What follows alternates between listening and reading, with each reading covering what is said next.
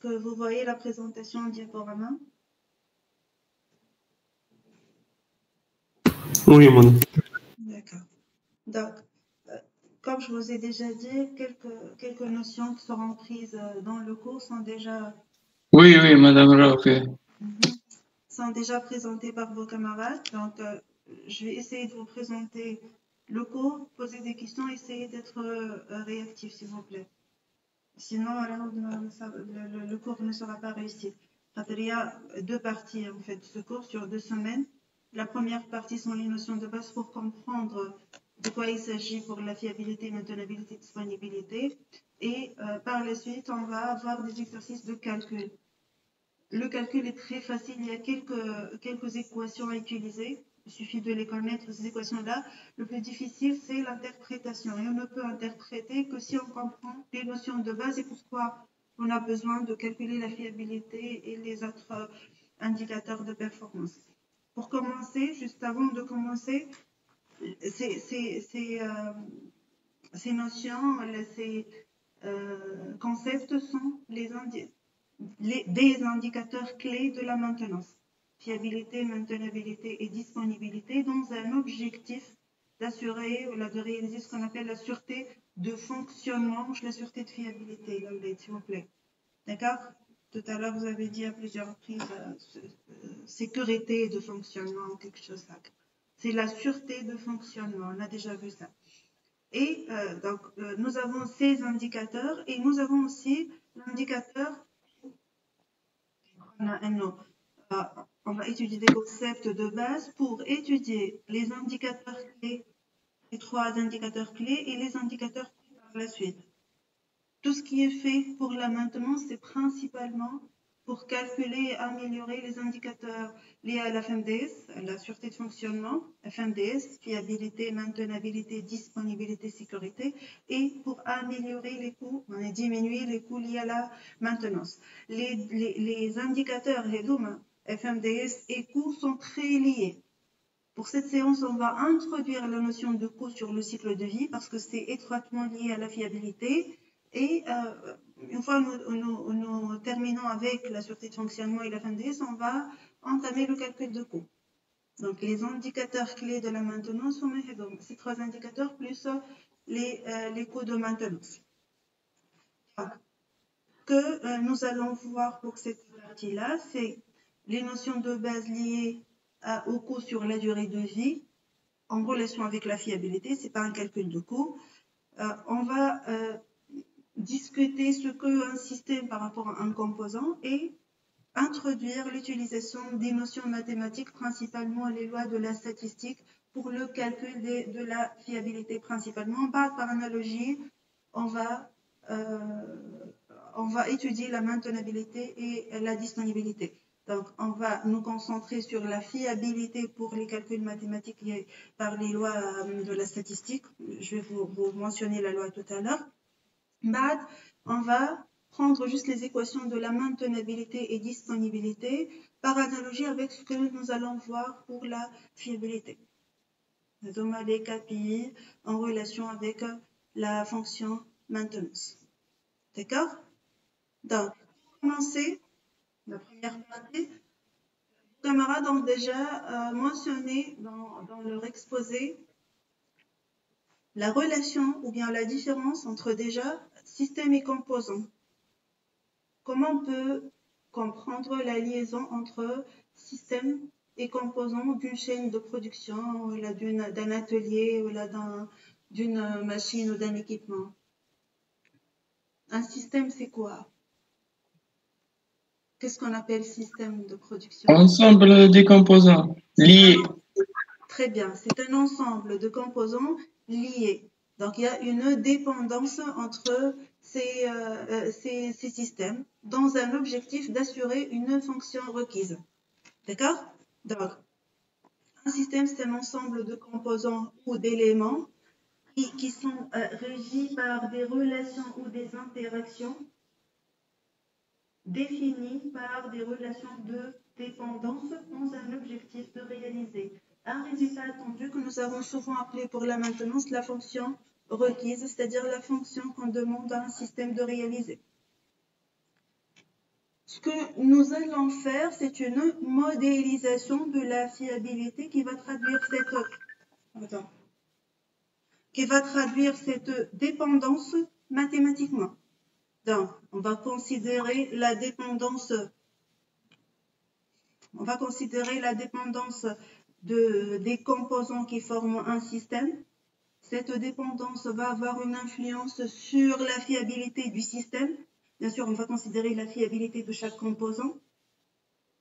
Et on va représenter mathématiquement une équation qui va nous permettre de calculer la fiabilité du système. Ce qui est à retenir pour le moment, nous avons des composants, chaque composant ou des éléments indépendants. Chaque élément a sa propre fiabilité qui est généralement fournie si l'élément est neuf, si le composant est neuf par le constructeur. Il y a des relations qui lient les différents éléments qui ont différentes fiabilités et on va décrire mathématiquement la fiabilité de tout le système pour enfin la calculer et voir comment on va travailler avec le système. D'accord? Ça, c'est la première notion de système. Donc, c'est une notion très importante à comprendre. Il faut définir les limites et les composants pour calculer par la suite une équation qui va représenter le tout. Il y a une deuxième notion qui est très importante et qui lie à la fois la fiabilité. Allez, R, vous avez déjà mentionné ça dans votre exposé. R pour dire Reliability. Reliabilité. Voilà, même en français, on peut utiliser le mot reliabilité. Donc, c'est reliability. Ou F, pour la maintenance, c'est la fonction failure. C'est défaillance. C'est à comprendre, les hein. Lorsqu'on parle de fiabilité, on note R. Lorsqu'on parle de défaillance, on note F, failure, pour le F. Donc, ici, nous avons l'équation dans quel contexte on l'a déjà vu? On a déjà vu, comme c'est un ensemble de courbes qui sont souvent utilisées pour étudier différentes notions. On a commencé pour la comparaison entre quels coups, pour calculer quoi? On l'a utilisé au début pour la première séance, la deuxième. C'est pour calculer, pour estimer le coût total qu'on a. Et nous, on peut on peut dépenser dans la maintenance préventive ou dans la maintenance corrective. Mais notre objectif, c'est de calculer un coût total. Lorsque nous avons introduit la fonction maintenance, nous avons dit qu'il y a toujours une optimisation, que ce soit pour la fiabilité ou pour le coût. Je vous présente ici une autre utilisation de la même logique de courbe. Comment on peut lire ces courbes-là? Si on prend cette courbe décroissante, hyperbolique décroissante, comment on peut la lire? Voilà, avec cette courbe-là. Comment on peut la lire, cette courbe? Elle est facile à lire. La relation entre les dépenses et la fiabilité. Si les dépenses augmentent, la fiabilité augmente. La fiabilité augmente, et c'est logique. Si on dépense davantage pour la conception, pour le matériau utilisé, pour le dimensionnement, etc., on va avoir une fiabilité proportionnelle à l'effort fourni aux dépenses. Lorsque j'utilise un matériau noble, cher, je vais avoir une fiabilité importante. Inversement, lorsque je ne dépense pas assez pour le matériau, pour la conception, je vais avoir une fiabilité faible. D'accord? La deuxième courbe, lorsque la fiabilité est faible, j'aurai besoin de dépenses en cours d'utilisation. Sur la durée de vie de l'équipement. Si j'ai une fiabilité qui n'est pas suffisante, j'aurai besoin de dépenses importantes. Si la fiabilité augmente, les dépenses en cours d'utilisation vont diminuer. D'accord? Si j'ai une fiabilité proche de 100%, je n'ai pas besoin de dépenser. L'idée ici, c'est de trouver un compromis entre les dépenses pour la conception et la fabrication de l'équipement et les dépenses pour le service après-vente pour minimiser les coûts totaux. C'est toujours la même logique. Donc, l'idée ici, c'est de travailler sur le coût, sur la durée de vie de l'équipement, c'est-à-dire dès la conception jusqu'à le dernier moment, justement. Comment on appelle le dernier moment de la durée de vie d'un équipement dans une entreprise? vieillissement. Vieillissement, c'est une période. Mais lorsque la période de vie... Amorti. Non, c'est le déclassement. Rappelez, vous vous souvenez du mot? يعني توفى يعني c'est Il n'appartient plus à l'entreprise. Donc, la notion du coût d'un équipement sur sa durée de vie, sur toute sa durée de vie, c'est-à-dire considérer les dépenses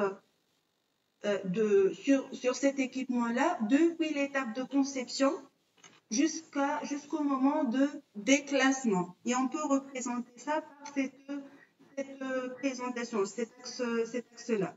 Comment on va lire cet axe? Déjà,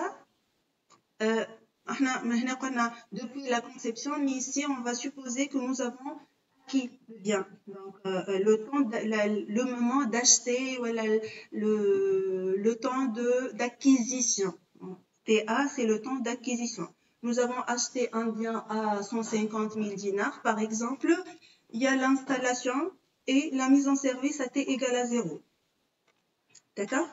Une mise en service à l'instant T égale à T0 ici, c'est écrit T0. Mbad, il y a des moments, je vais vous présenter rapidement sont quoi ces moments-là. Et TZ, c'est le moment de déclassement. Pardon. Le TZ, c'est le moment de déclassement. Donc, le coût sur la durée de vie de l'équipement, c'est la considération de toutes les dépenses depuis l'acquisition, le coût d'approvisionnement, d'achat, jusqu'au déclassement. Comment on peut considérer ces moments-là? Il y a deux façons de voir les choses. La première façon, c'est la commercialisation.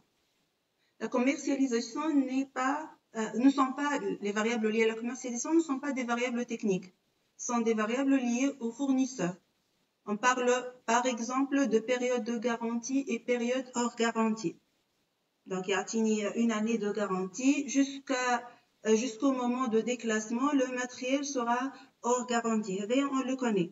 Il y a TZ, ce sera la fin de la période hors garantie, et TG, on peut l'appeler une période de garantie. Mais ça ne dépend pas de la fiabilité ni de rien du tout. C'est un contrat qui est un PC. Lorsque vous achetez un PC, on ne sait pas comment vous allez utiliser ce PC-là.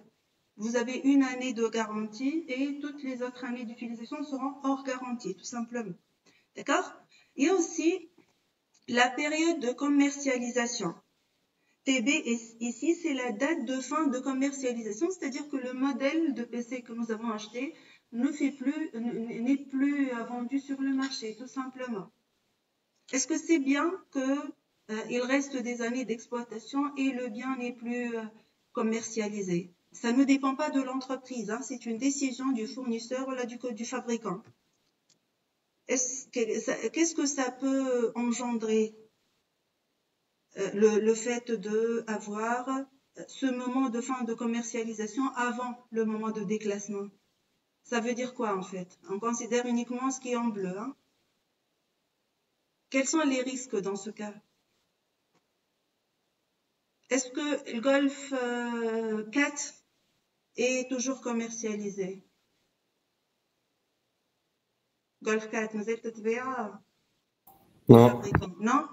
Imaginez que vous avez un Golf 4 et vous avez besoin de pièces de rechange. Est-ce que c'est aussi facile que si le Golf 4 est toujours commercialisé de trouver cette pièce de rechange?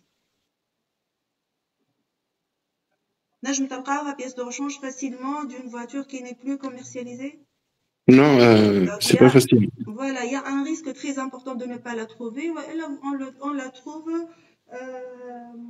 مش جديدة معناتها من الكاس. D'accord?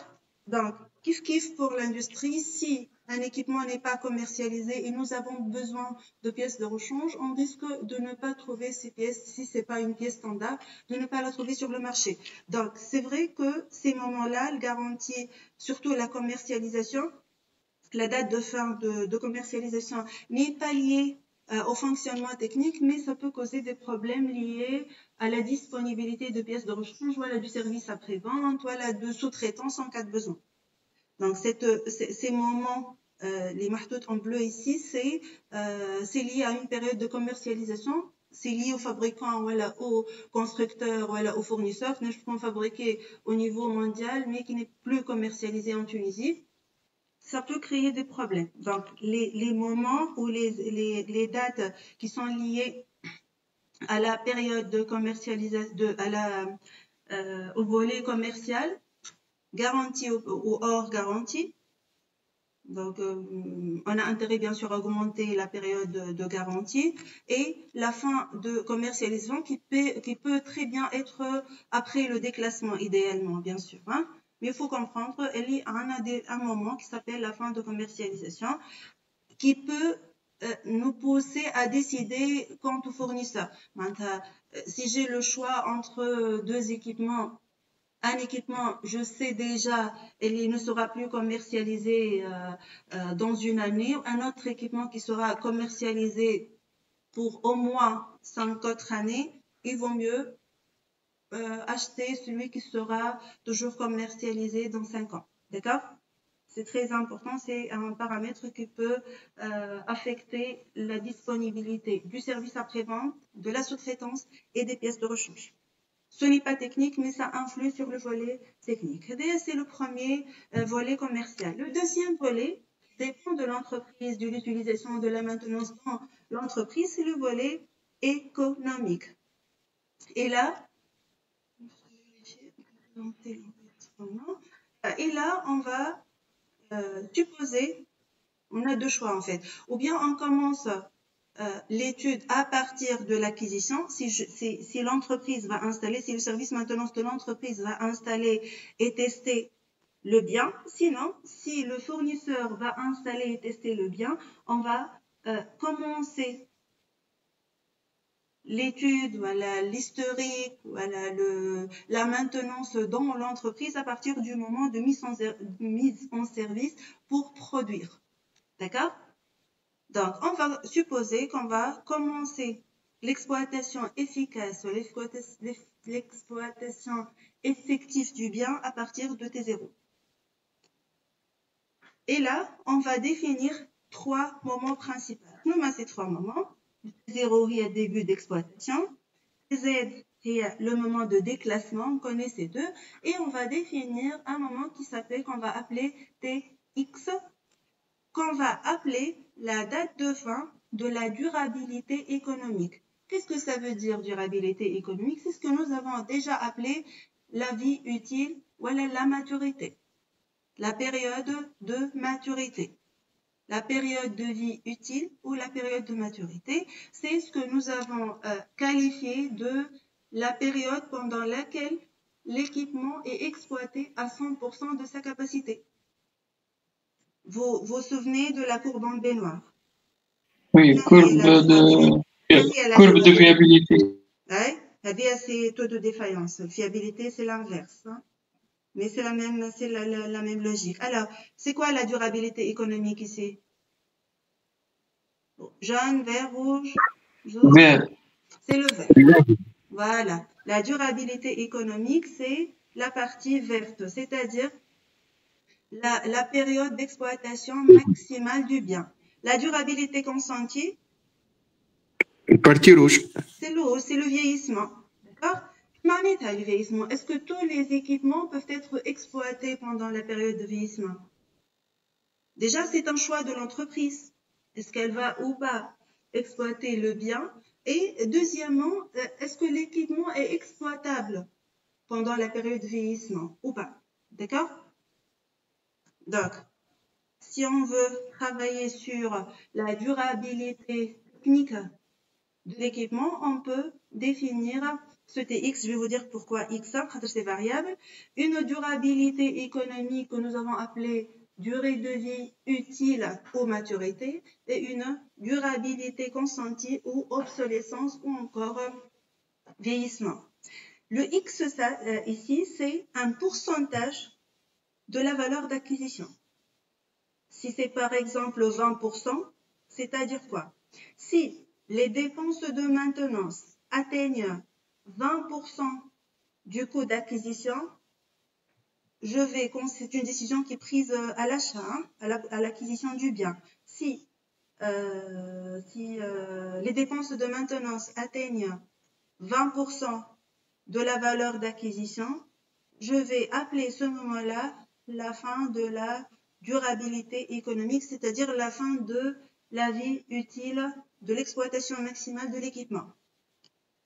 Depuis ce moment-là jusqu'au déclassement, c'est le vieillissement qu'on appelle durabilité consentie, c'est-à-dire que le bien, si on peut l'exploiter, on l'exploite, sinon on va confondre la fin de la durabilité économique avec le déclassement.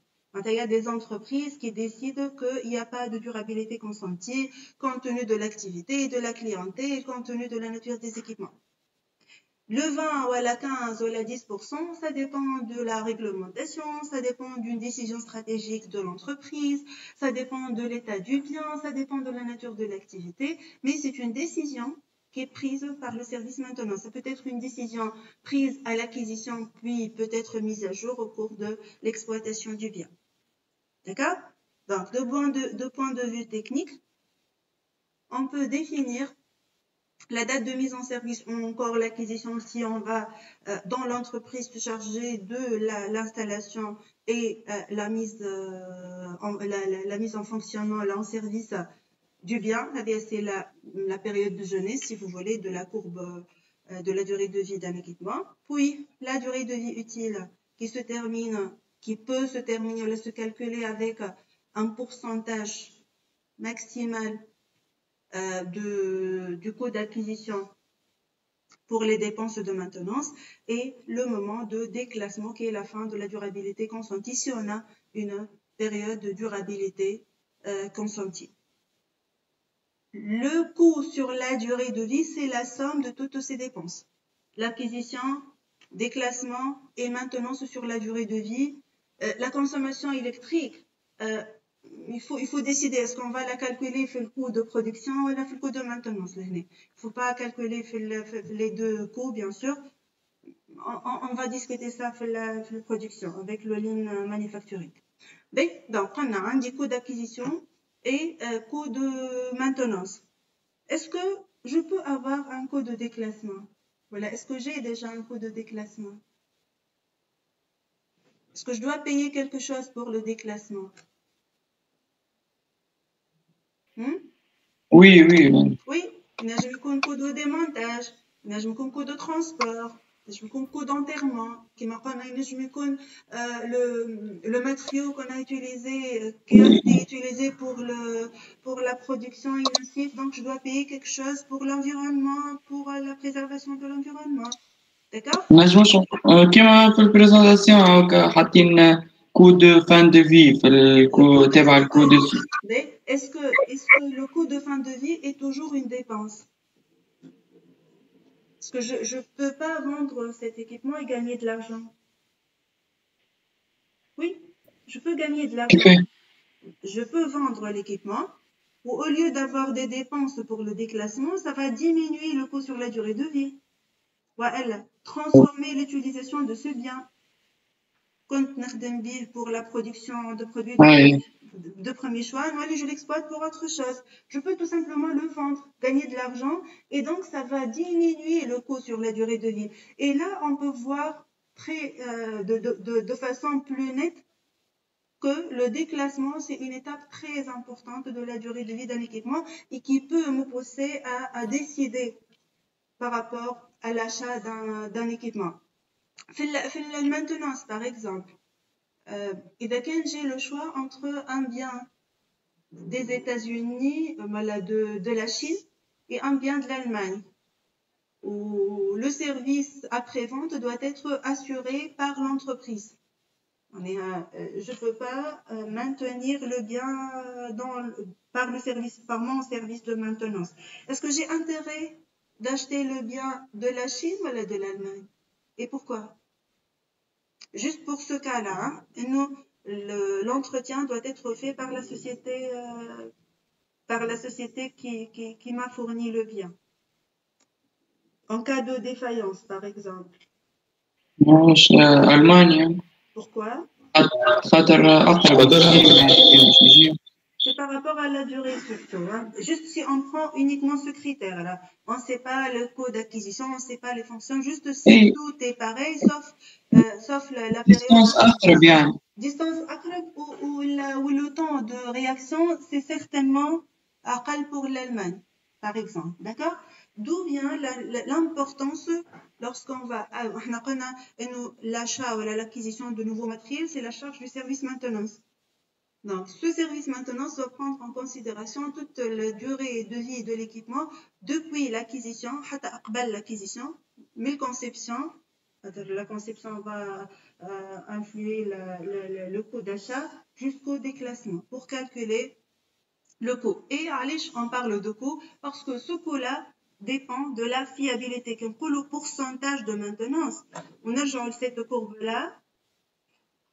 Lorsque la fiabilité augmente, les dépenses diminuent. Donc, on a intérêt à augmenter la fiabilité pour diminuer le coût sur la durée de vie. On va commencer par l'étude de fiabilité. On va calculer les coûts. Est-ce que vous voyez la relation avec la fiabilité, coût sur la durée de vie et coût de maintenance? Qui n'arrive pas à voir cette relation-là? Et là, on parle d'un système. Hein. La machine, voilà, l'équipement de production qui a une fonction requise bien déterminée, c'est un système.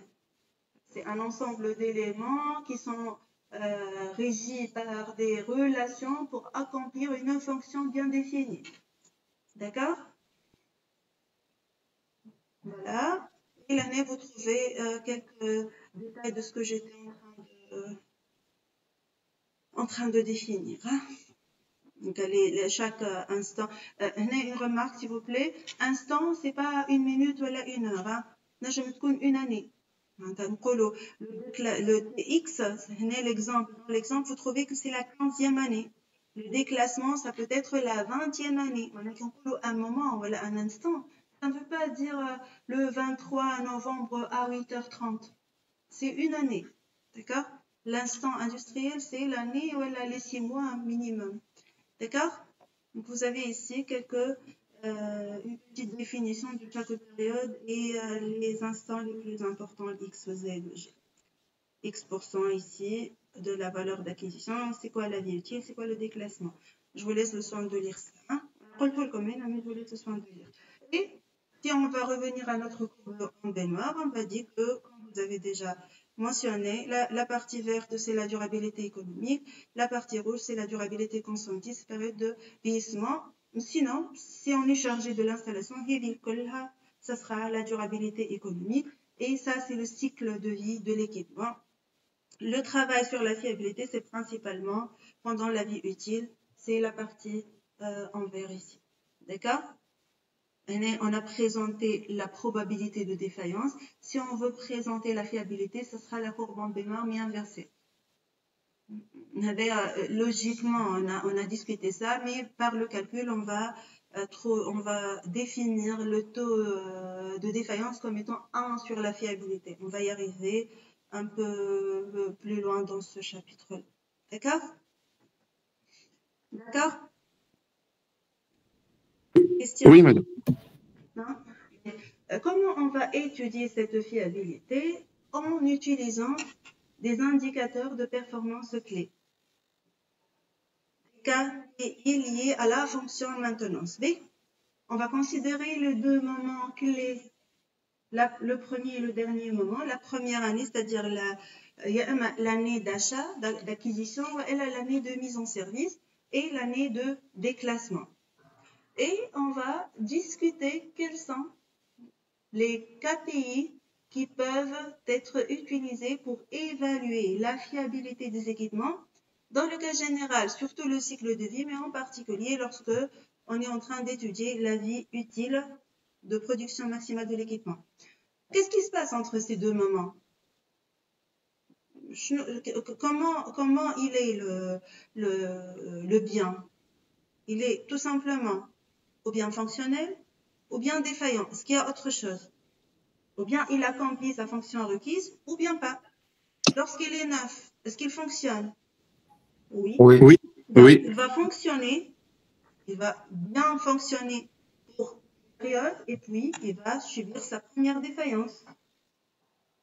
Je vais le réparer, voilà, je vais le maintenir dans le cas général, il va reprendre le bon fonctionnement, la remise en service en bon fonctionnement, puis il va fonctionner pour une deuxième période et tomber en panne, voilà, subir sa deuxième défaillance.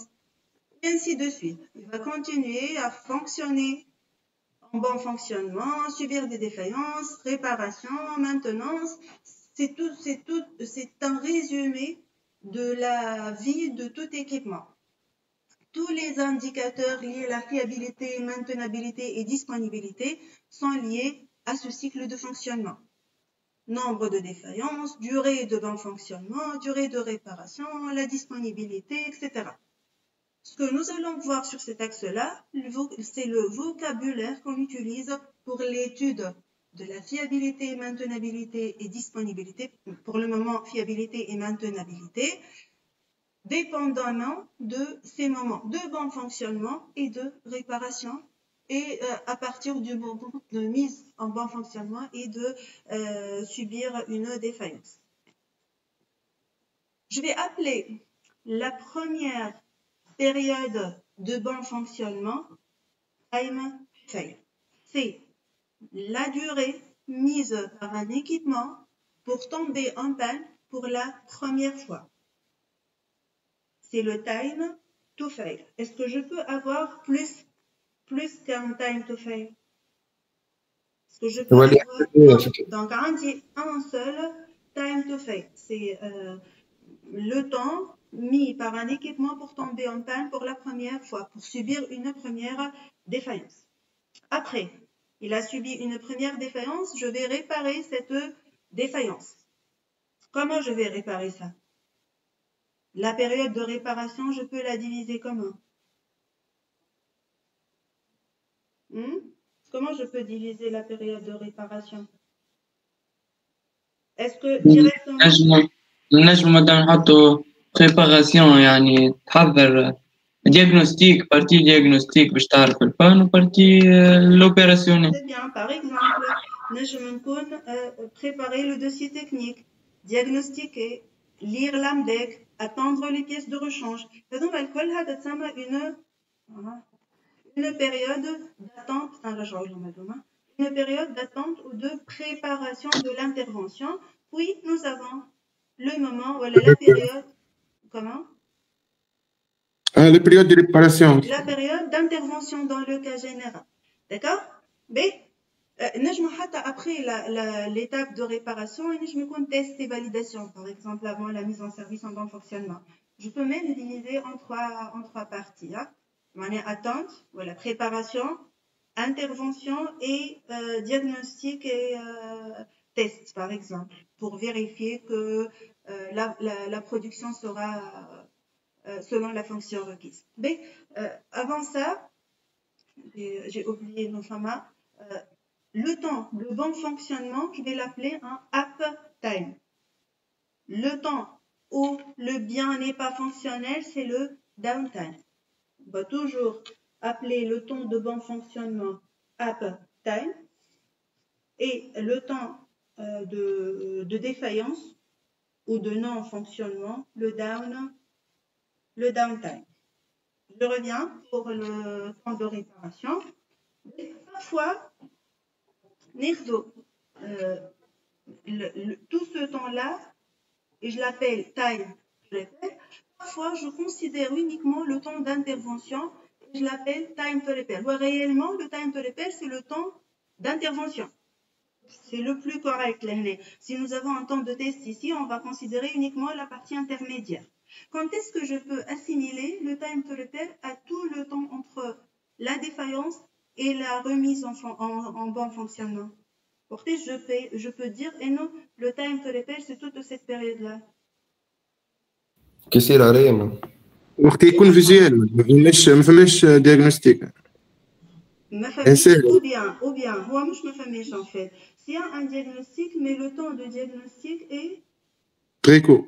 Réduit par rapport, مش très court, pour être plus rigoureux et plus et réduit par rapport à la durée d'intervention. Par exemple, là, on dit une intervention de 3 heures et le temps d'étude, ça prend 15 minutes, par exemple. Je peux assimiler tout le temps, c'est un temps de réparation. إذا كان أنا خذينا l'exemple بكري نتاع la Chine. إذا كان أنا عندي quelqu'un de la Chine qui va venir au bout de 3 mois pour intervenir 3 heures, je ne vais pas considérer les 3 mois comme time to repair. D'accord? C'est le temps d'intervention. Bien sûr, on le calcule dans d'autres indicateurs de performance, mais ce n'est pas le temps d'intervention.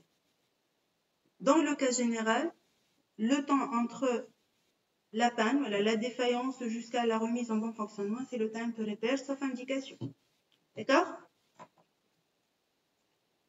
Mais le temps qui sépare 2 défaillances successives, je vais l'appeler time between failure. C'est le temps entre 2 défaillances successives. Qu'est-ce qui est? Je vais l'appeler time between failure 1. Le temps entre la deuxième et la troisième défaillance, c'est time between failure 2, etc. Qui m'a time to repair 1, time to repair 2. D'accord? Donc, time to fail, tombé en panne pour la première fois à avoir la première défaillance. Le temps qui sépare 2 défaillances successives, je vais l'appeler time between failure. Et 1, 2, 3, 4. Downtime si le bien n'est pas en bon fonctionnement. Uptime si le bien est en bon fonctionnement. Le time to repair, c'est ou bien le temps d'intervention, ou bien le temps entre la défaillance et la remise en bon fonctionnement. Puisque nous avons plusieurs downtime, plusieurs uptime, plusieurs time to repair et plusieurs time between failure sur toute la durée de vie depuis la mise en service jusqu'au déclassement, je vais considérer, les abréviations, je vais considérer des temps moyens.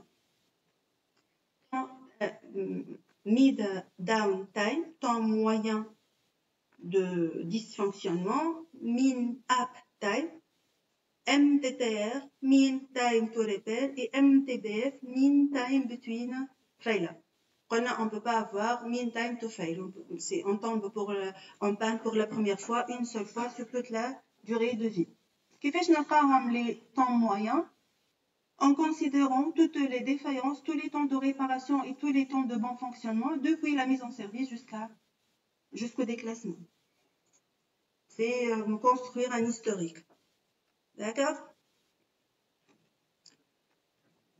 Demain, vous avez les abréviations et les acronymes de ce que nous étions en train de voir.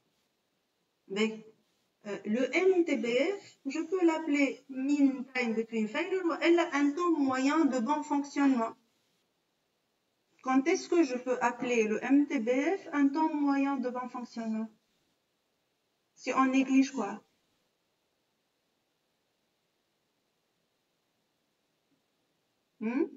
Le temps de réparation si le temps de réparation est court par rapport au bon fonctionnement. Et avec le bien, il subit une défaillance en moyenne, une défaillance tous les mois, et la réparation de cette défaillance ne dépasse pas 1 heure, par exemple, ou 2 heures. Sur les 3 mois de fonctionnement, on peut la négliger, on peut assimiler le time between failure à un temps de bon fonctionnement. Ce qui est en bleu ici, on peut le négliger devant ce qui est en vert, si la durée est réduite par rapport au temps de bon fonctionnement, bien sûr. D'accord? On attend, madame.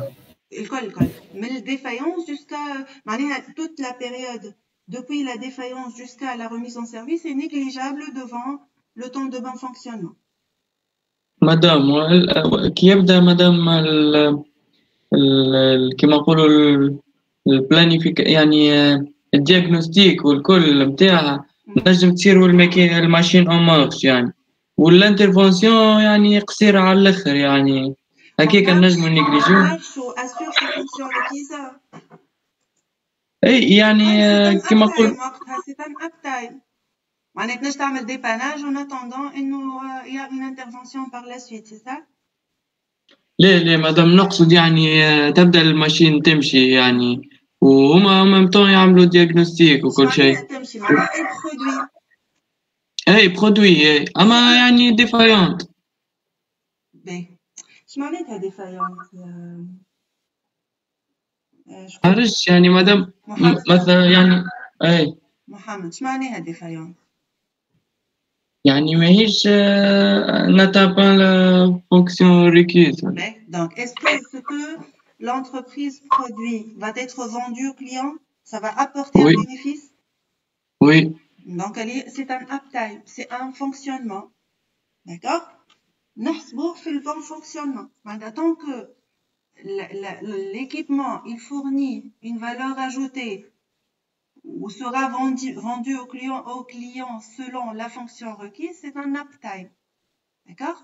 Mais c'est un scénario ما يصيرش برشا راهو خاطر إذا كان نقولوا جاتنا défaillance c'est que la production n'est pas conforme. On peut pas avoir une longue نجم نعمل dépannage كما قلت لك. Je peux dépanner l'équipement pour produire en attendant l'intervention.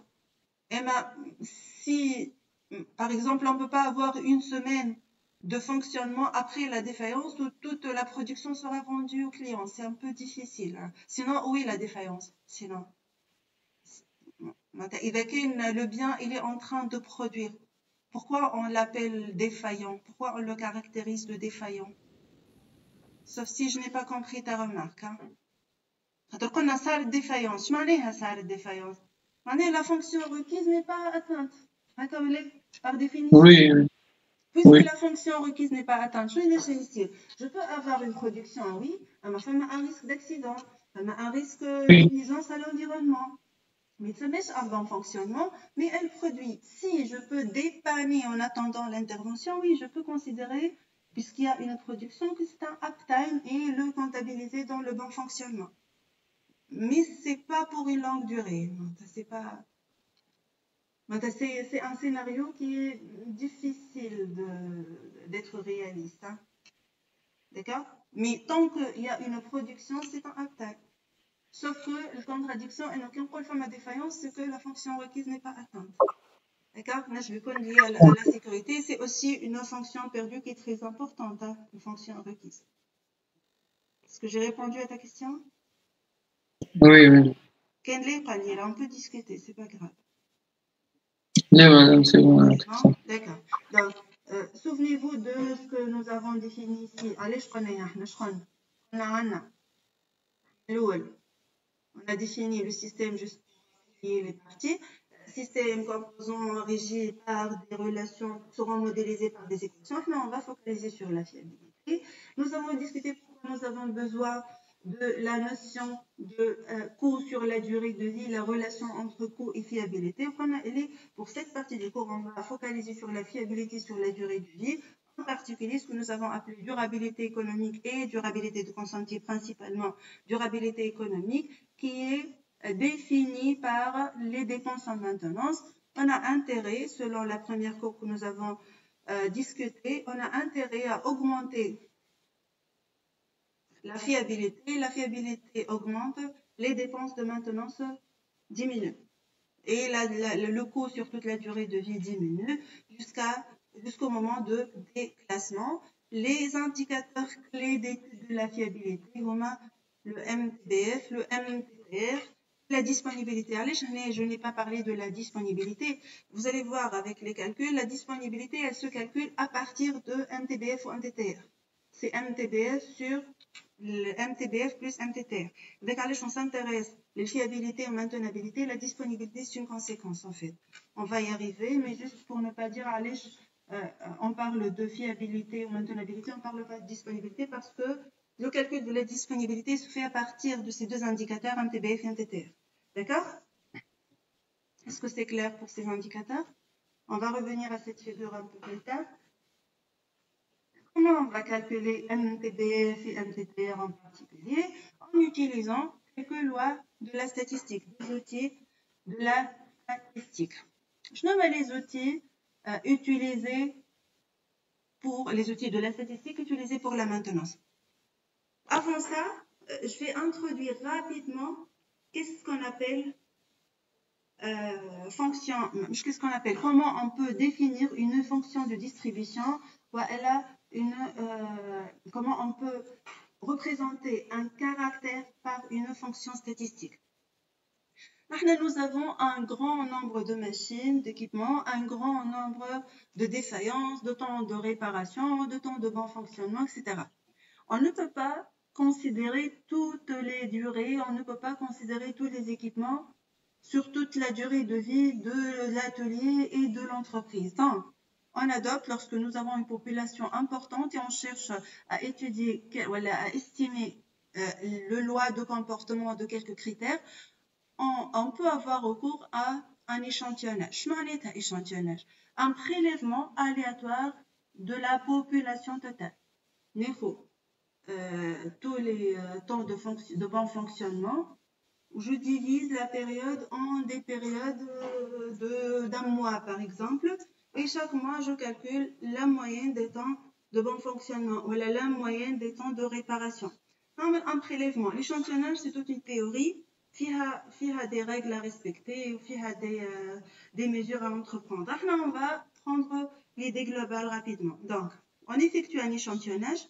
La taille de l'échantillon dépend de plusieurs paramètres. On suppose que nous avons à prélever un échantillon. Je vais là l'échantillon. Il y a deux façons de voir les choses. Ou bien, on va décrire statistiquement par des histogrammes, par un calcul de moyenne, par exemple, ou par calcul de la somme cumulative qui m'amène à faire la méthode ABC pour estimer le comportement. Ou encore, on peut présenter le comportement du caractère de l'échantillon par une fonction de distribution. Ça peut être la loi normale, ça peut être la loi exponentielle. On essaye des fonctions de distribution, on effectue des tests de vérification de l'adéquation de la loi choisie par rapport aux critères étudiés dans l'échantillon, on effectue des cycles de vérification, des estimations empiriques, expérimentales, et jusqu'à trouver une loi qui peut décrire le comportement de la population par rapport à un caractère.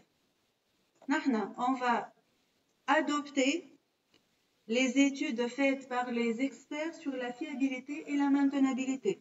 Donc, toutes ces études comportementales de la fiabilité et de la maintenabilité des équipements a été approuvées. Donc, les lois de probabilité qui doivent être utilisées pour la fiabilité et la maintenabilité ont été vérifiées empiriquement. Et il y a des fonctions de distribution qui sont déjà définies par les experts et les chercheurs qu'on va l'adopter. Le cycle, c'est comment les experts se sont arrivés à avoir, à définir les lois de probabilité qui définissent la fiabilité et la maintenabilité et pour quelle durée de vie pour des équipements. On va voir. C'est déjà vos camarades la loi de Weibull et la loi exponentielle. Donc, les deux lois qui peuvent être utilisées pour le calcul de la fiabilité des équipements, pour la fiabilité des équipements utilisés pour l'étude dans la fonction maintenance de la chaîne logistique. Échantillonnage, description, statistique et définition d'une fonction de distribution, en passant par l'ajustement et les tests de validation et une estimation empirique pour trouver une loi ou une équation qui définit un caractère de toute la population à partir de laquelle on a prélevé un échantillon. On a les deux catégories qu'on va représenter par les lois de la statistique probabiliste sont principalement la fiabilité R de T, reliabilité, et la maintenabilité. Les paramètres qui vont définir ces fonctions de distribution, qui vont définir le comportement de l'équipement, l'MTBF et le MTTR que nous venons de définir. On va calculer MTBF et MTTR. Ce MTBF et MTTR vont être considérés comme des constantes. Ces constantes vont être les paramètres utilisés pour les lois de probabilité, pour les distributions statistiques R de T pour la fiabilité et M de T pour la maintenabilité. Les lois qu'on peut utiliser, qui ont été démontrées, peuvent être utilisées pour la fiabilité et la maintenabilité, la loi de Weibull et la loi exponentielle pour la représentation de la fiabilité et maintenabilité, la loi normale pour les ajustements. On va utiliser ces lois. On va voir comme principe, on va voir uniquement la loi exponentielle. Mais je préfère vous expliquer pourquoi la loi exponentielle. Ça a été démontré, sur toute la durée de vie, c'est la loi de Weibull qui doit être utilisée pour le calcul de la fiabilité. La loi de Weibull, pour le calcul de R de T, la fiabilité, c'est exponentielle moins cette équation-là. Dépendamment de la valeur de gamma, bêta et nu, on peut décider si le bien est pendant la période de jeunesse, période de maturité ou période de vieillissement. Dans le cas particulier, suivez, dans le cas particulier où bêta est égal à 1, où bêta est égal à 1, gamma est égal à 0, on obtient quoi? On obtient la loi exponentielle.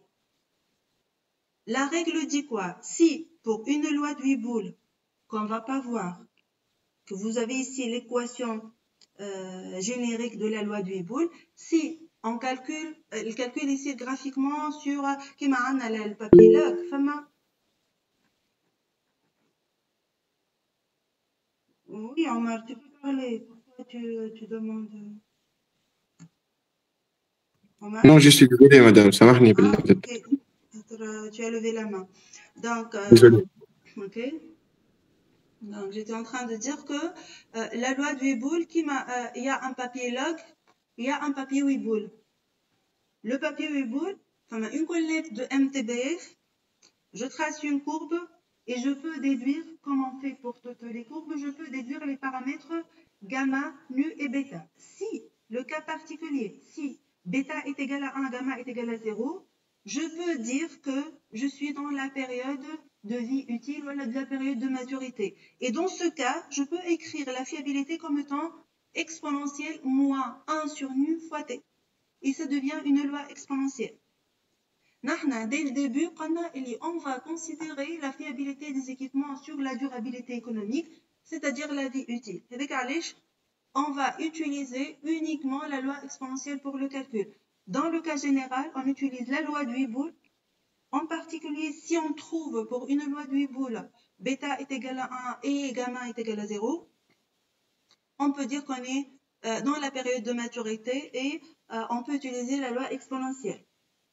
Donc, si on vous dit utilisez la loi exponentielle pour calculer la fiabilité d'un équipement, c'est-à-dire que implicitement, on vous a déjà annoncé que vous êtes en train d'étudier la fiabilité d'un équipement qui est dans la durée de vie utile.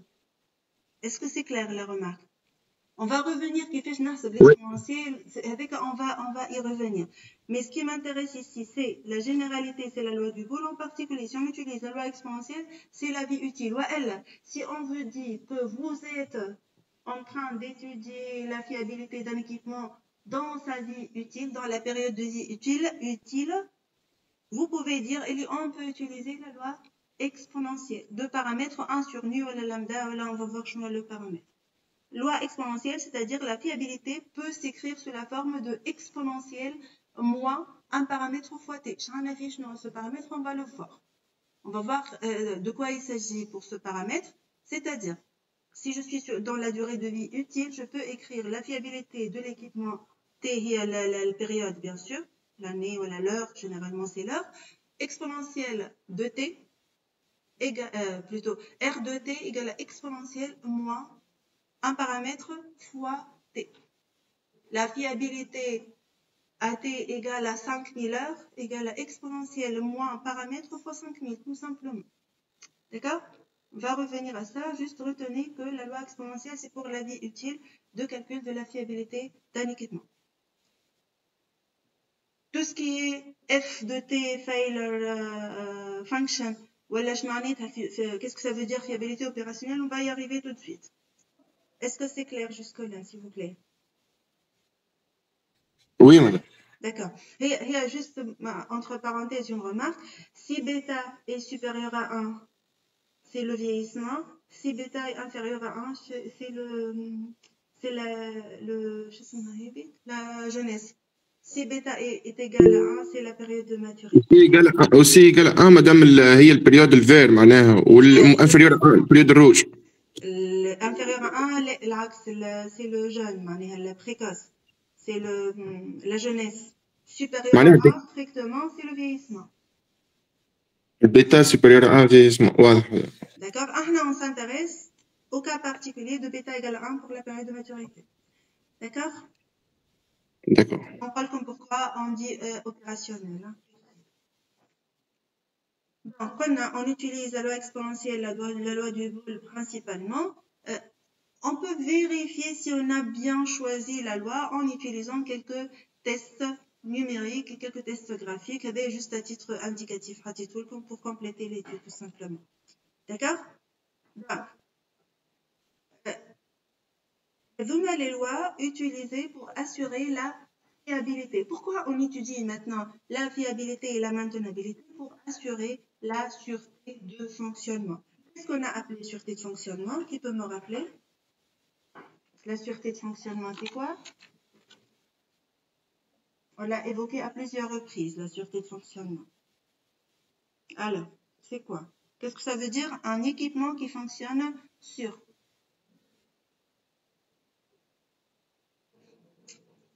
C'est-à-dire, il est fonctionnel. Déjà, qu'est-ce que ça veut dire fonctionnel? Il assure sa fonction requise au bon moment.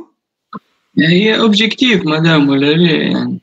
شنو l'objectif? قول له objectif. Mais شنو? C'est quoi? قلتوها انتم في la présentation si vous avez compris ce que vous avez présenté. Donc, c'est quoi la sûreté de fonctionnement?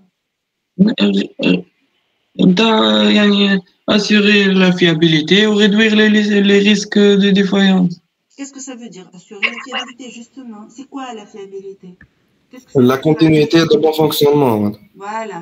Donc, déjà, le bien doit fonctionner bien à un moment donné pour assurer la disponibilité, sur une période donnée pour assurer la fiabilité et sans risque d'accident ni pour lui ni pour son environnement pour assurer la sécurité.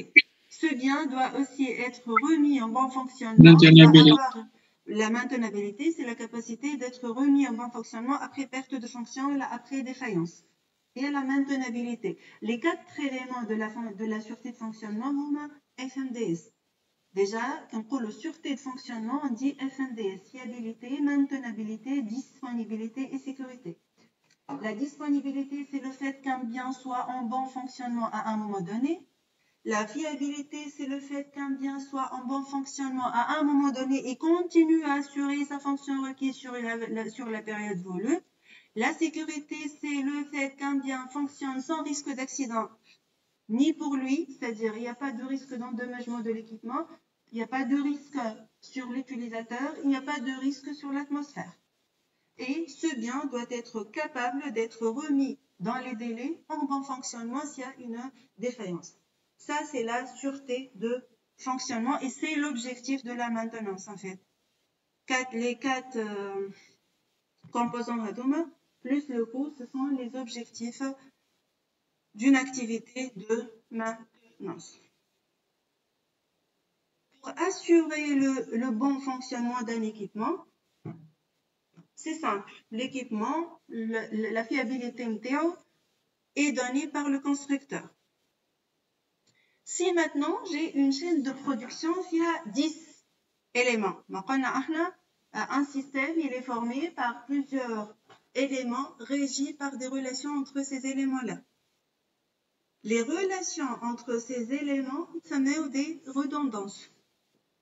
Un système composé de plusieurs éléments et régie par une redondance, c'est-à-dire qu'il y a plusieurs modes, voilà, plusieurs façons d'accomplir une fonction donnée. C'est-à-dire, je peux placer les équipements en parallèle, en série, je place deux en série ou en parallèle, etc. Donc, il y a différentes configurations d'accomplissement de la mission d'un système composé par plusieurs éléments. Une mission est la sûreté de fonctionnement, assurer sa fonction requise dans des conditions de la sûreté de fonctionnement. Dans ce cadre, on peut distinguer une redondance active et une redondance passive. La redondance active veut dire que tous les équipements doivent être mis en service au même temps, simultanément pour assurer la fonction. Dans ce cas, si tous les équipements doivent fonctionner simultanément, au même instant, on appelle ça une redondance active. Si il y a une séquence, c'est-à-dire il y a des étapes, poste 1, poste 2, le poste 1, 2 et en parallèle le deuxième est en série.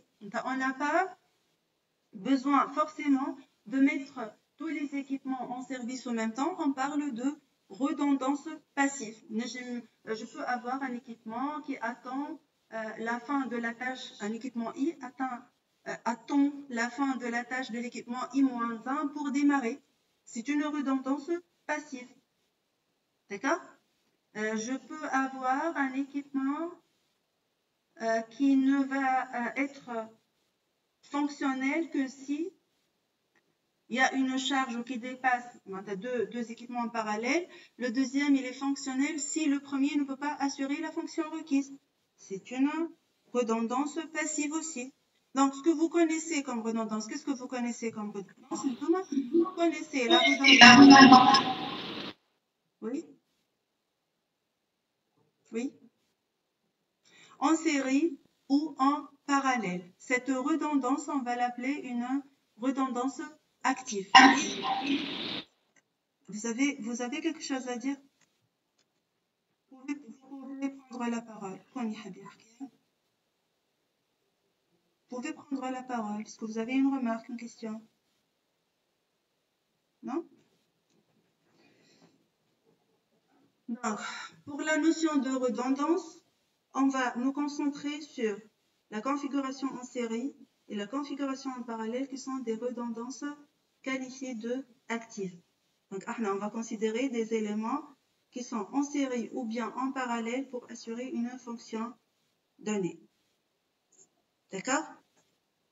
Pour calculer, bien sûr, la fiabilité et la maintenabilité. On a déjà discuté les différents indicateurs à calculer pour étudier la fiabilité d'un bien. Et on va commencer par le MTF, qui peut être défini ou bien mean time between failure, ou bien temps moyen de bon fonctionnement dépendamment de la durée de réparation. D'accord? Une petite définition de la fiabilité.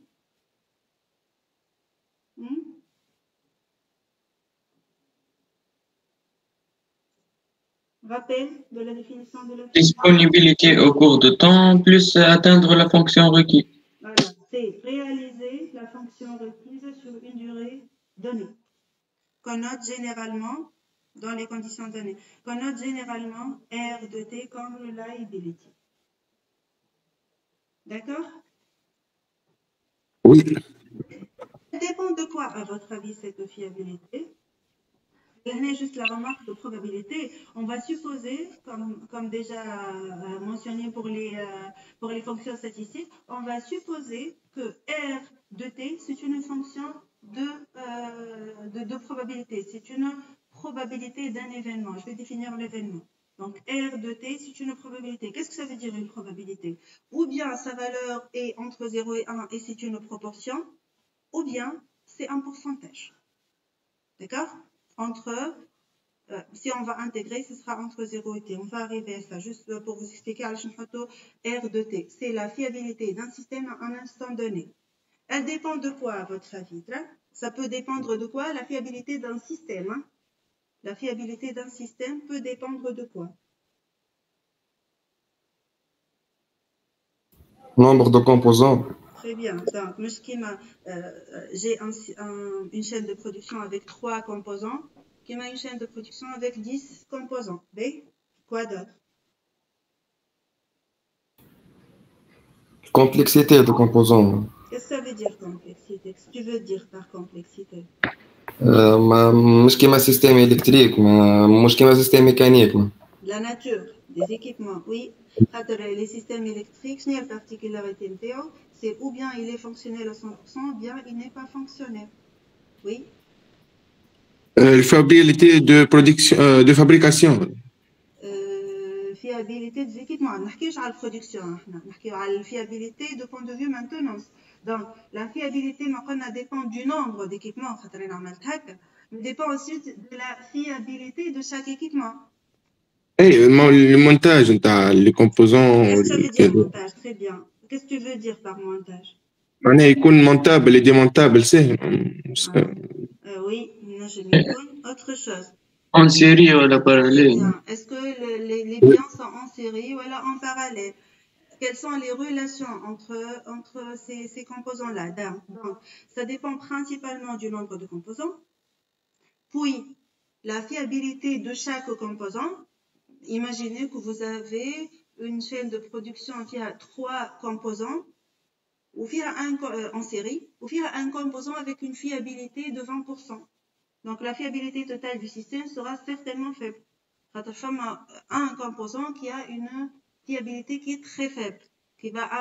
Ça va être un golo, si vous vous rappelez du terme golo, et ça va freiner la fiabilité. Ça va aboutir à une fiabilité faible. Et ça dépend de la relation entre ces composants-là, c'est-à-dire que Mohamed, est-ce que c'est la relation entre les composants, est-ce que c'est en série ou en parallèle? Voilà. D'accord? Enfin, c'est une relation, une considération du rapport nombre de relations, nombre de composants. La dépendance entre les composants. Est-ce que le composant 3, par exemple, est en relation uniquement par le composant 2, 4, ou alors en relation avec le composant 2, 4 et 6? Si le nombre de relations dépasse le nombre de composants, ça complique encore le calcul de fiabilité. D'accord? Principalement, ça dépend de la fiabilité individuelle des composants, le nombre de composants bien sûr, et la relation entre ces composants dans le cas général. Que ce soit une relation en série parallèle ou le nombre de relations entre les différents composants. D'accord? L'objectif de l'étude de fiabilité est de trouver une équation paramétrée qui me permet de calculer la fiabilité totale du système en considérant les fiabilités élémentaires de chaque composant et les relations entre ces composants-là. C'est l'objectif interne. Qui va être Z, une fois nous terminons avec la fiabilité, le même objectif en remplaçant fiabilité par maintenabilité, puis par disponibilité. Considérer le système, décrire ces différents composants, décrire les relations entre ces composants, connaître la fiabilité individuelle de chaque composant, puis utiliser les règles de calcul pour calculer la fiabilité du système dépendamment de toutes les données que nous avons déjà citées. C'est la problématique qu'on va étudier pour la fiabilité, la maintenabilité et la disponibilité. En particulier, on s'intéresse à la fiabilité. Le mot modéliser, c'est écrire en équation. On va essayer d'écrire une équation qui va me permettre de calculer la fiabilité d'un système à chaque instant T, qui est généralement considéré comme heure. T, c'est un nombre d'heures à partir du temps de mise en service. Lorsque la machine a 5000 heures de durée de vie, 3000 heures, 20 000 heures, 30 000 heures, 1000 heures, etc. Il suffit de remplacer T par sa valeur pour trouver la fiabilité d'un système à un moment donné. D'accord? Pour ce faire, on va faire la différence, ça a été présenté dans l'exposé, entre 3 types de fiabilité. La fiabilité intrinsèque ou estimée, la fiabilité prévisionnelle et la fiabilité opérationnelle. Un type de fiabilité que nous avons déjà discuté la semaine dernière, il y a la fiabilité prévisionnelle. Qu'est-ce que ça veut dire, fiabilité prévisionnelle? On l'a calculé lorsqu'on a travaillé sur quoi? On l'a calculé وقتاش? Quand est-ce qu'on a calculé une fiabilité? Je sais que nous avons l'arbre de défaillance la dernière semaine. À la fin, qu'est-ce qu'on a calculé? Probabilité de défaillance. Et probabilité de défaillance, puis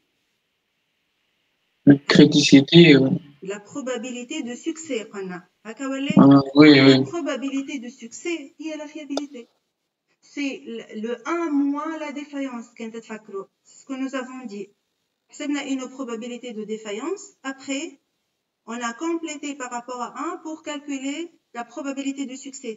Lorsque nous avons défini le diagramme de succès, si on veut calculer la probabilité, on doit trouver une valeur proche à 1 moins lambda système.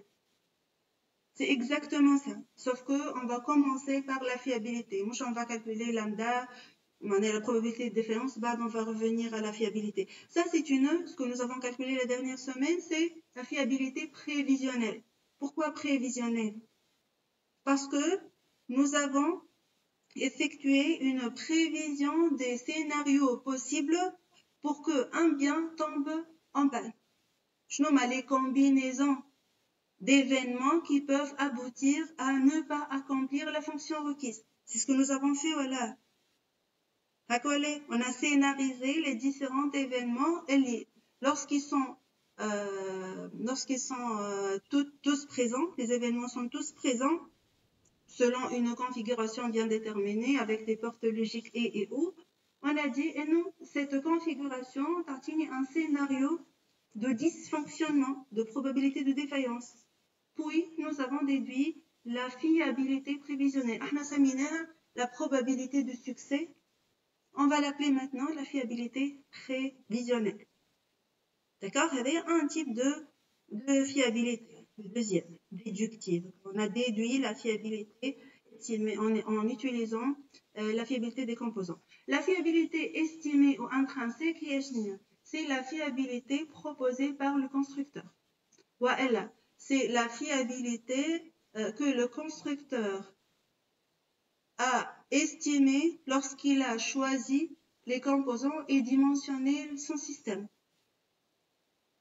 Donc, théoriquement, le constructeur me propose une fiabilité qui s'appelle une fiabilité intrinsèque, indépendamment du mode d'emploi, indépendamment de celui qui va utiliser cette machine ou cet équipement ou ce système. D'accord? La fiabilité opérationnelle, donc, une fiabilité liée au constructeur, une fiabilité prévisionnelle d'estimation des scénarios de défaillance ou de succès. L'opérationnel, le comportement de l'équipement. Qui est la période? Performance, Utilisation. L'utilisation et le fonctionnement, très bien. C'est-à-dire que la fiabilité opérationnelle, c'est la fiabilité sur la durée de vie utile. C'est la fiabilité, oui.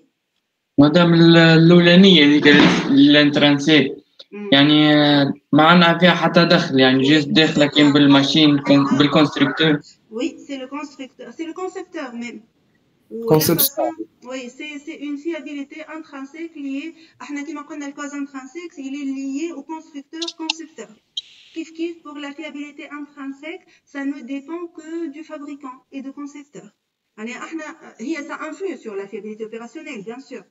Il y a une machine fiable de point de vue fiable par la fiabilité intrinsèque, ça va avoir une bonne influence sur le calcul de la fiabilité opérationnelle. On n'a pas la main pour définir la fiabilité intrinsèque. Très bien, c'est une bonne remarque. Le prévisionnel d'ailleurs. Sauf que le prévisionnel prend en considération le mode d'emploi aussi ou l'utilisation du bien. L'opérationnel, c'est qu'est-ce qui se passe réellement. D'accord? C'est l'utilisation et l'exploitation, le calcul de fiabilité qui m'a marqué dans des conditions normales d'exploitation. C'est ce que nous allons calculer. C'est la fiabilité opérationnelle sur la durée de vie utile d'utilisation de l'équipement. D'accord?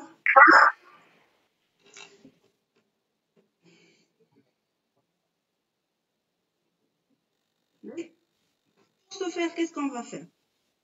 On va supposer que le bien, il a uniquement 2 états. Chaque équipement, il peut être ou bien en bon fonctionnement ou bien défaillant. Normalement, il y a une troisième situation. C'est le fonctionnement dégradé. On va négliger ce fonctionnement dégradé et on va supposer que le bien, ça va rejoindre ta remarque, Mohamed.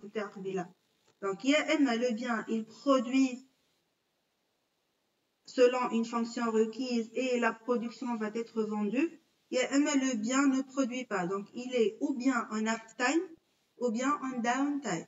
S'il est fonctionnel, il fonctionne bien, sinon il est dysfonctionnel. On suppose que nous avons ou bien un bon fonctionnement ou bien une défaillance. D'accord? Et on va caractériser le bon fonctionnement par R, reliability, et hors usage la défaillance par F pour failure. D'accord? Donc, le bon fonctionnement, le 1, on va l'appeler opérationnel, R de T. Le dysfonctionnement, on va considérer que c'est la fonction défaillance. F, c'est la probabilité pour qu'un équipement ou un dispositif ait une défaillance à un instant T. D'accord? Puisque nous avons uniquement deux situations, donc les deux situations forment le 100%. On va supposer que si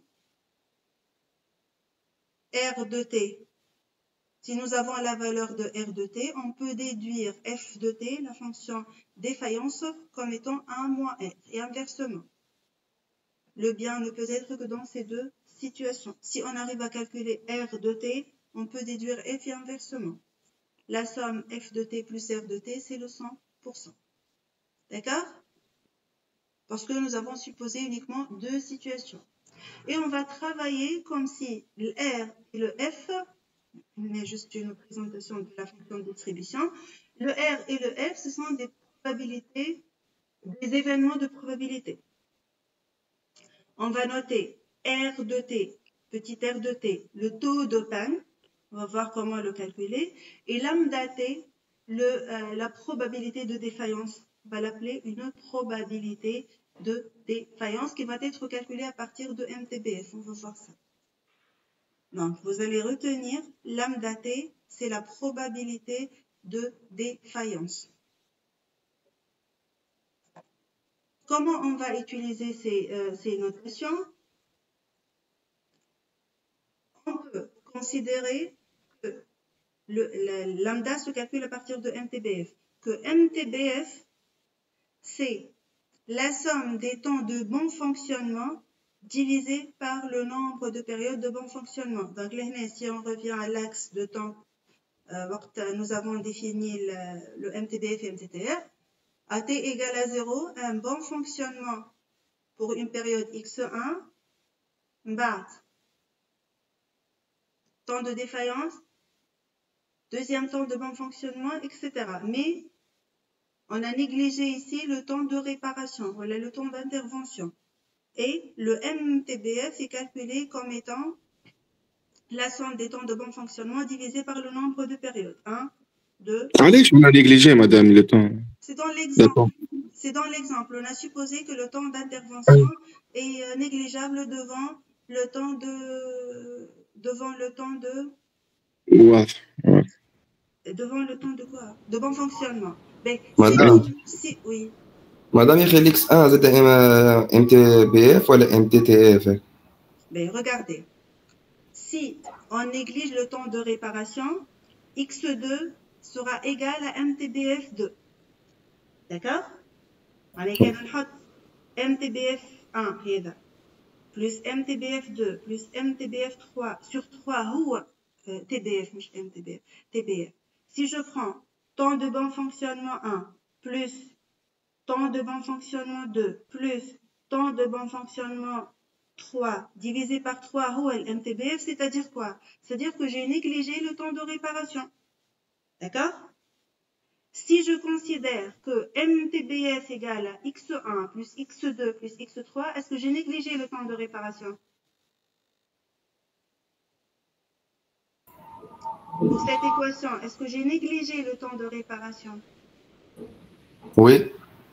Dans cette équation, Non, madame, non. Non, madame. X1 ou X2 ou X3. Voilà.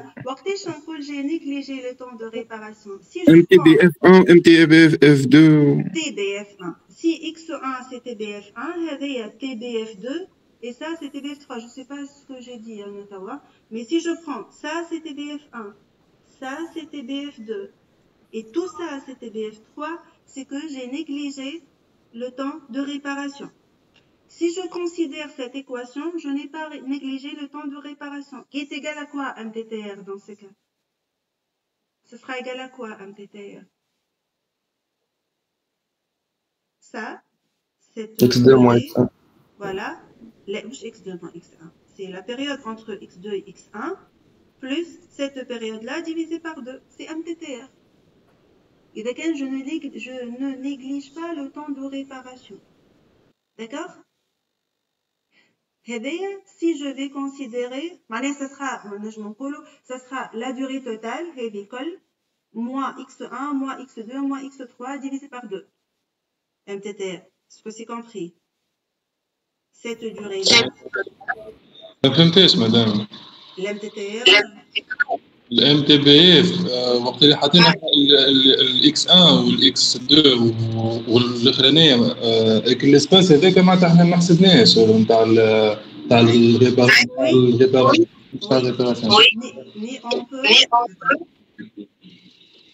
الMTTR معناتها ما حسبناش احنا مع الإكس 1 والإكس 2 والإكس 3 ولا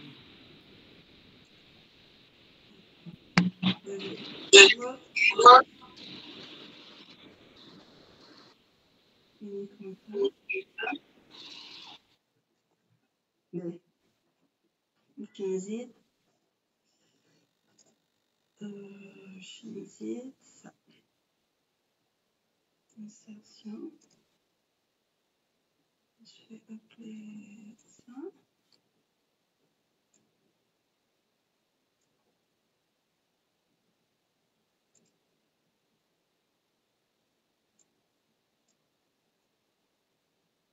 Y1.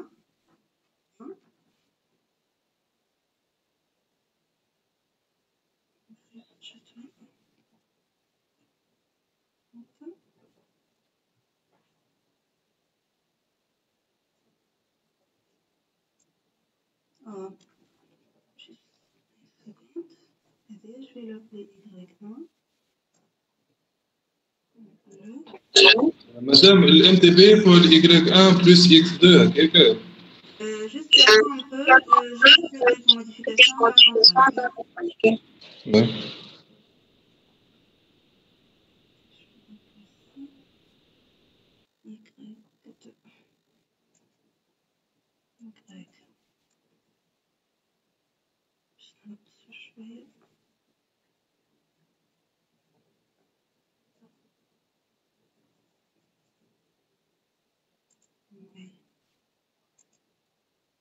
Je vais effacer MTBF,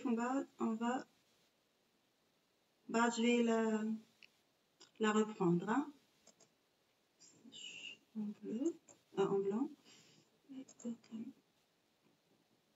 Mais maintenant, si je vous demande de calculer MTBF en considérant le temps de réparation, comment vous allez faire ça? Madame, Oui. Je vais attendre ça le micro et je vais revenir. Allez-y. Madame, هي ال X1 plus Y1 plus X2 plus Y2 plus X3 sur 3. Il dit en considérant ou en considérant ou pas le temps de réparation? Tu as considéré ou pas le temps de réparation? كيفاش مدام سامحني؟ كي قلت لي لا سوم هذيا باش نسميها لا بيريود تي. اي الام تي بي اف هي X1 plus Y1 plus X2 plus Y2 plus X3 على 3. Ça, tu as négligé les temps de réparation ou pas? لا ما نيجليجيتهمش هذاك كونت الاي 1 والاي 2.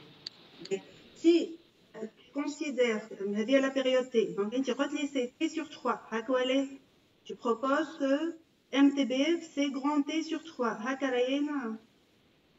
اي هكاك Tu نقول n'as pas négligé les temps de réparation. Si tu considères que MTBF c'est grand T sur 3, tu as négligé les temps de réparation. Sur 5. Allez sur 5. Les X, Madame, regarde, d'abord, خليني نكمل l'explication, بعد vous intervenez. شوف, le X1, madame, le 1 ici, c'est un temps de bon fonctionnement. Le Y1 ou le Y2, c'est un downtime, c'est-à-dire que le bien n'est pas en fonctionnement. C'est un temps, d'après l'axe que nous avons considéré, c'est un temps de réparation, si vous voulez. D'accord? J'ai posé la question à Raïl. Comment on peut, il s'est porté volontaire pour proposer comment on calcule MTBF.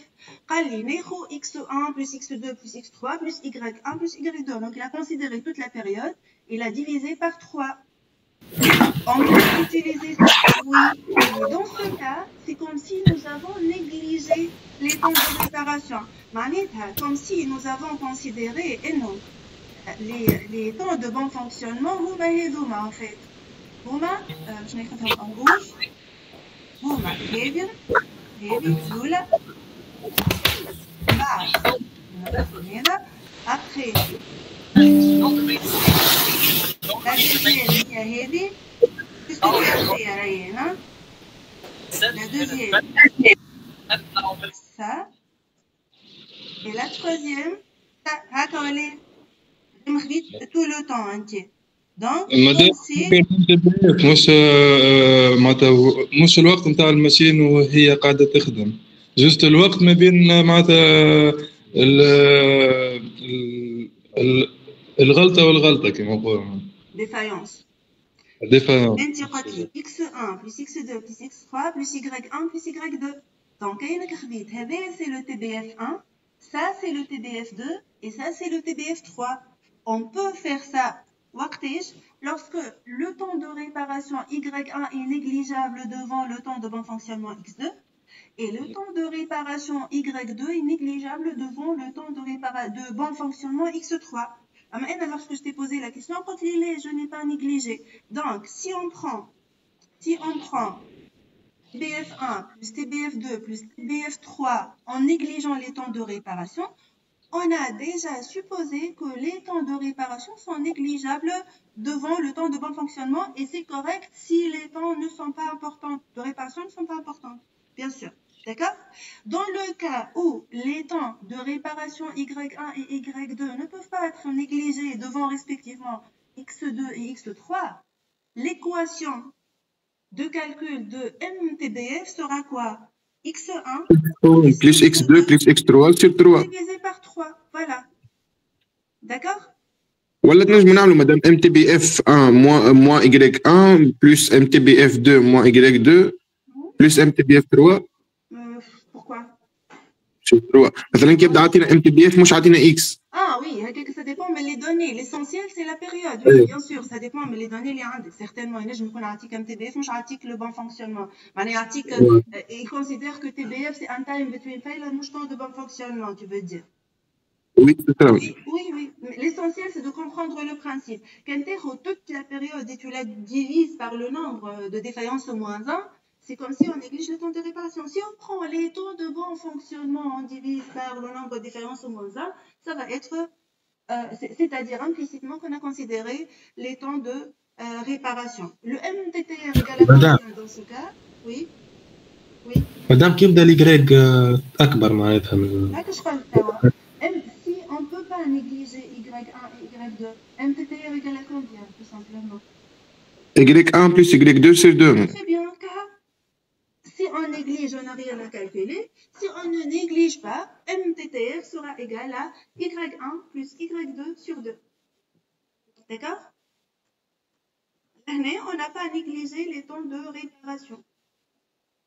pour le calcul de MTBF. Bien que le par définition, oui, c'est correct, c'est correct. C'est MTBF. Madame, Oui.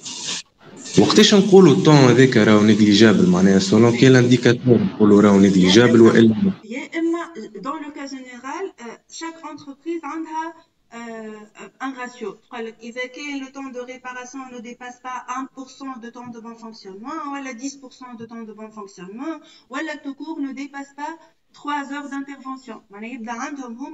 Les seuils, chaque entreprise a ses propres repères. Si c'est supérieur à 1 heure, ça dépasse 10% de temps de bon fonctionnement et moins 1, ça dépasse une journée, ça coûte plus que 5 000 dinars. Donc, quelle entreprise elle a ses propres critères.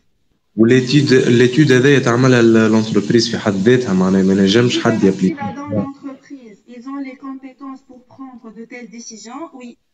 Il n'y a pas de compétences pour prendre des décisions, ils peuvent se traiter l'étude. La fonction méthode. Vous vous souvenez de la fonction méthode du service maintenance? Dans la fonction méthode, il y a quelqu'un qui peut analyser, interpréter et prendre les décisions. Je vais négliger une journée. 24 sur 24, 12 sur 12, toute l'année. Une journée d'intervention. Je vais la négliger.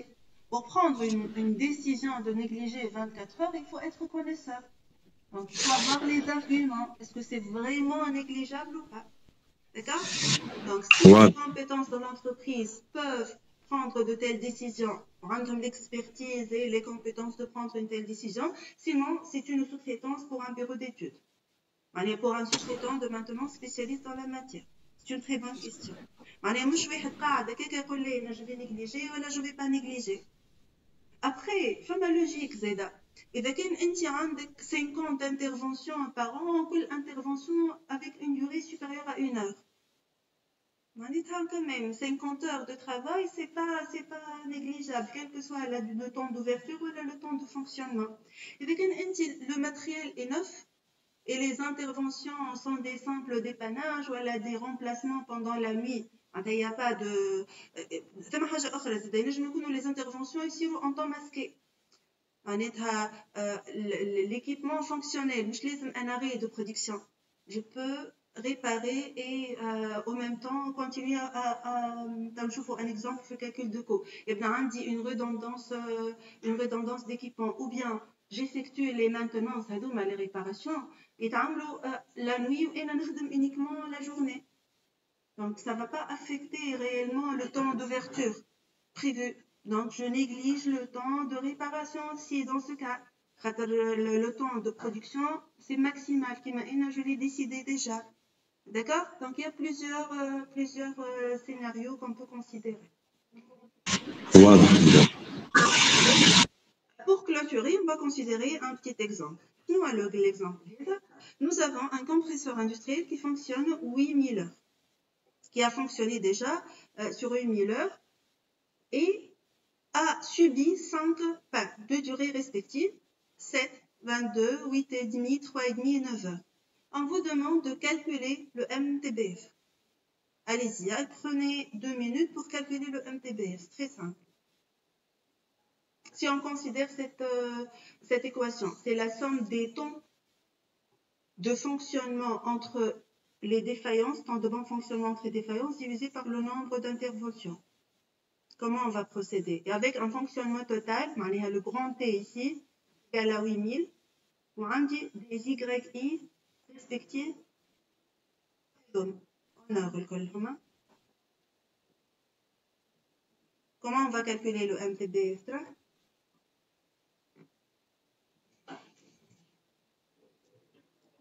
Je peux y obtenir une valeur.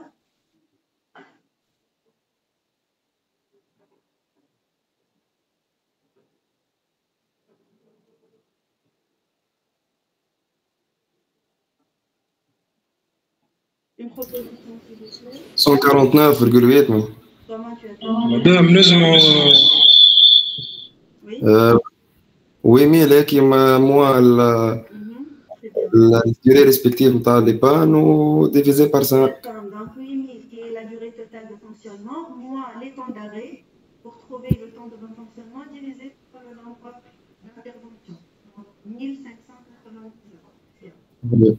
هذاك علاش توا ما نعرفش شكون اللي قال لي اذا كان عندي ام تي بي شكون اذا كان عندنا ام تي بي ما عنديش le temps de bon fonctionnement. Donc ça dépend des informations dont vous disposez. Ce qui est à retenir, le MTBF, c'est un temps de bon fonctionnement, ou bien en négligeant les temps de réparation, ou bien en considérant les calculs à partir du moment de reprise du bon fonctionnement. Dans cet exemple-là, puisqu'on a des temps d'arrêt ou l'information que je dois, voilà, je vais négliger les temps d'arrêt, déjà c'est pas négligeable, un pourcentage, ça va être un pourcentage qui n'est pas négligeable. Je soustrais les durées d'arrêt, je divise par le nombre d'interventions, on va trouver le MTBF. Lambda, c'est 1 sur MTBF, c'est une estimation de l'examiné à Huni lambda. Il y a le taux de panne, voilà, la probabilité de défaillance. On peut la calculer comme étant 1 sur MTBF. Madame, oui. لو معناتها كي لقيناه النومبر هكاك نتاع الام بي تي اف وي شنو هي الكونكلوزيون معناتها باهي مش باهي كيفاه؟ مش هكا تصير الانتربريتاسيون. احنا جا حاجتنا 1 sur lambda. Attends, حاجتي باللامدا je vais calculer la probabilité de défaillance 1590. Oui. نقول لك شو معناها 1590. 1 sur 1590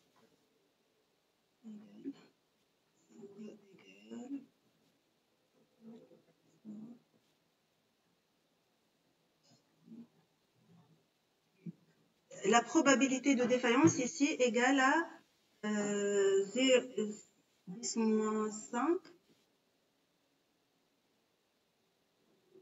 C'est 0,6, 10-3. Elle est très faible. Donc, le système est bien fiable. Constant, madame. Fiable. Fiable.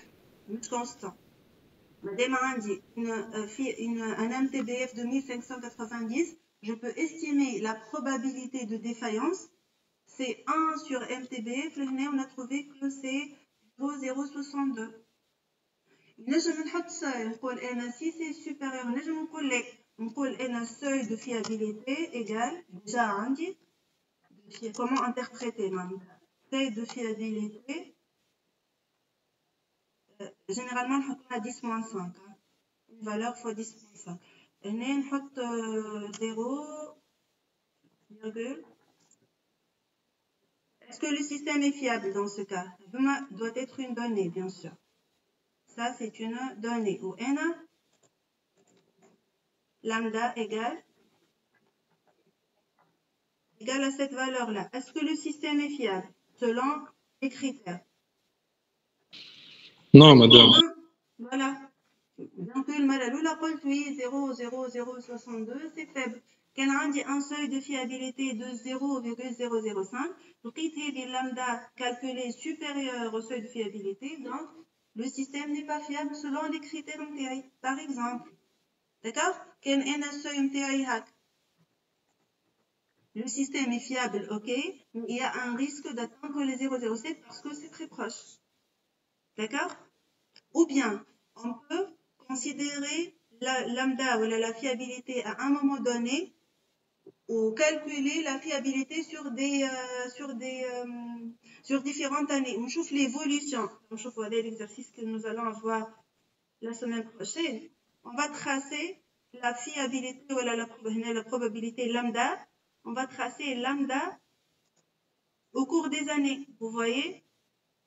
Lambda à l'amlou, le CNI, etc. Donc on peut suivre l'évolution. Intuitivement, comment on peut interpréter ces données? Est-ce qu'elles sont bonnes? Est-ce qu'elles sont mauvaises? Ça vous rappelle quoi comme forme? courbe madame تاع البصره.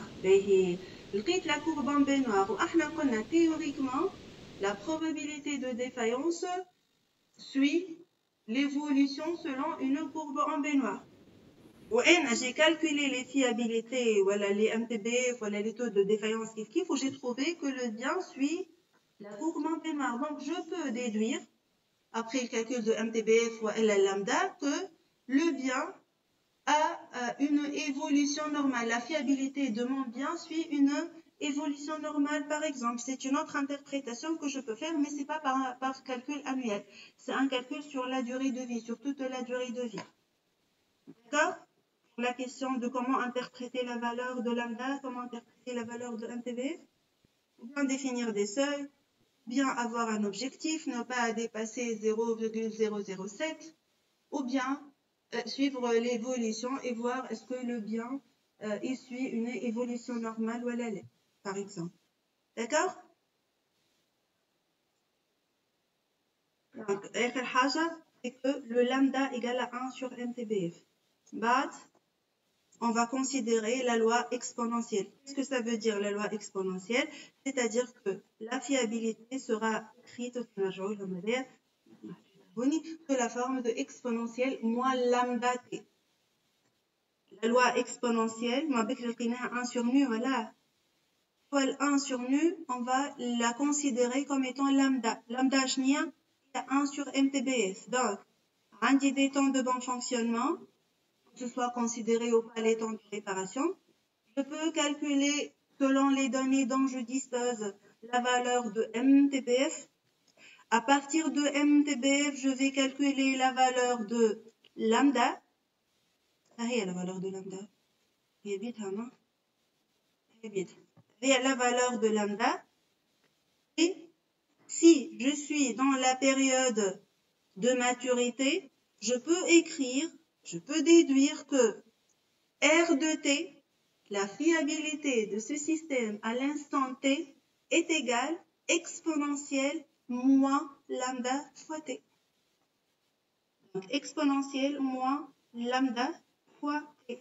Si je cherche à calculer la fiabilité à T égale à 1000 heures, je remplace T par 1000, je calcule exponentielle moins lambda qui est égal ici à 6,68 10 moins 4 fois 1000 heures. Donc à la fiabilité. Donc MTBF, c'est un outil pour calculer la fiabilité. Ce n'est pas le calcul de fiabilité. MTBF, je considère que lambda, une façon de calculer lambda, on va voir d'autres façons, une autre façon moins.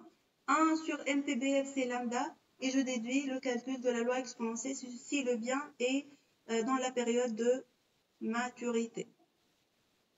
D'accord? La prochaine séance, Oui. on va commencer par juste continuer un petit peu sur la différence entre la période de vieillissement et la période de jeunesse, période de maturité, les phases de calcul du taux de défaillance et une toute petite différence entre les systèmes mécaniques et les systèmes électriques. On va discuter un tout petit peu quelles sont les interventions de maintenance qui peuvent avoir lieu pendant la période de jeunesse, pendant la période de maturité, pendant la période de vieillissement, quel type de maintenance est effectué dans quelle période, et on va commencer par des exercices. Donc on va voir cet exercice-là que nous avons discuté. On va un système en série, calculer la fiabilité, un système parallèle, calculer sa fiabilité, parallèle, calculer sa fiabilité. Un système quelconque pour calculer la fiabilité aussi. D'accord? Et ce sera pour la prochaine séance. On n'a pas d'exposé. Ce sera pour la semaine d'après TPN. Donc, la prochaine fois, on termine la partie sur la fiabilité par analogie, la maintenabilité et la disponibilité. On les exercices sur la fiabilité et on corrige l'exercice de l'arbre de défaillance. D'accord? Vous avez des questions? On a dépassé le temps quand même. Hein. Vous avez des questions?